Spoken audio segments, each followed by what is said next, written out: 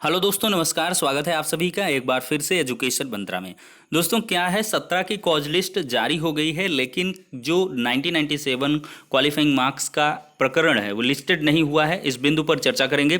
और काउंसलिंग संबंधी एक और नोटिस जारी हो चुका है। 69,000 शिक्षक भर्ती प्रक्रिया में हर एक जनपद से काउंसलिंग संबंधी जो भी दिशा निर्देश हैं वो लगातार जारी होते रहते हैं। तो इसी बीच जो है एक अन्य जनपद का भी काउंसलिंग नोटिस आ चुका है, उसके बारे में भी चर्चा करेंगे। तो सबसे पहले काउंसलिंग नोटिस पर ही चर्चा कर लेते हैं। किस जिले का है, तो ये दोस्तों है कुशीनगर का।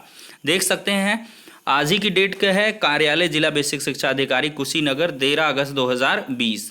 तो देखिए इसमें क्या है कि चूंकि कुशीनगर में 3/6/2020 का जनपद काउंसलिंग हेतु आवंटित अभ्यर्थियों द्वारा कराई गई काउंसलिंग में मूल अभिलेख एवं निर्धारित बैंक ड्राफ्ट कार्यालय में जमा है। कुशीनगर में काउंसलिंग कराए गए ऐसे अभ्यर्थियों को सूचित किया जाता है वो अपने मूल अभिलेख बैंक ड्राफ्ट दिनांक 19/8/2020 को प्रातः 10:30 से 5 बजे के मध्य प्राप्ति रसीद जमा कर प्राप्त करना सुनिश्चित करें। अन्यथा की स्थिति में बैंक ड्राफ्ट कालातीत हो जाने पर समस्त उत्तरदायित्व संबंधित अभ्यर्थी का ही होगा।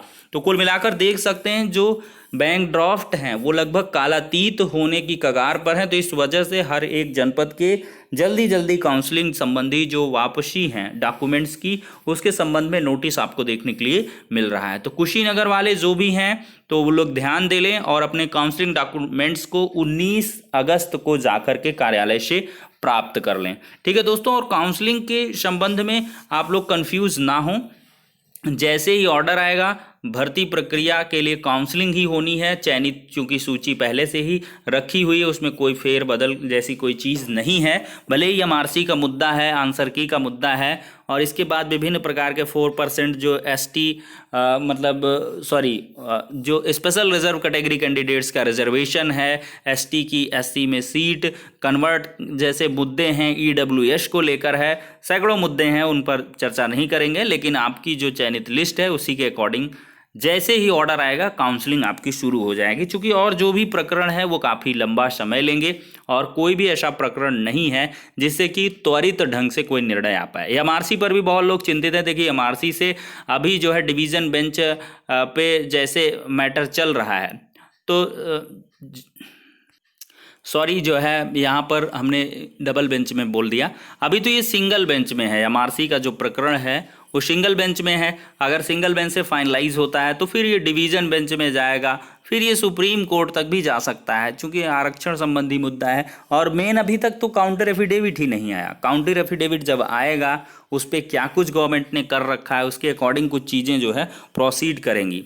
और एनसीबीसी का अपना अलग सा है, तो उस पर भी ज़्यादा जो है चीज़ें नहीं है। काउंटर एफिडेविट के बाद सब चीज़ें फाइनलाइज हो जाएंगी। हालांकि अभी तक गवर्नमेंट के द्वारा कोई भी काउंटर एफिडेविट कहीं भी नहीं लगाया गया है। भले ही एमआरसी मैटर जो है वो अगले वीक आपका लगने वाला है और उस पर काउंटर एफिडेविट भी गवर्नमेंट को देना है।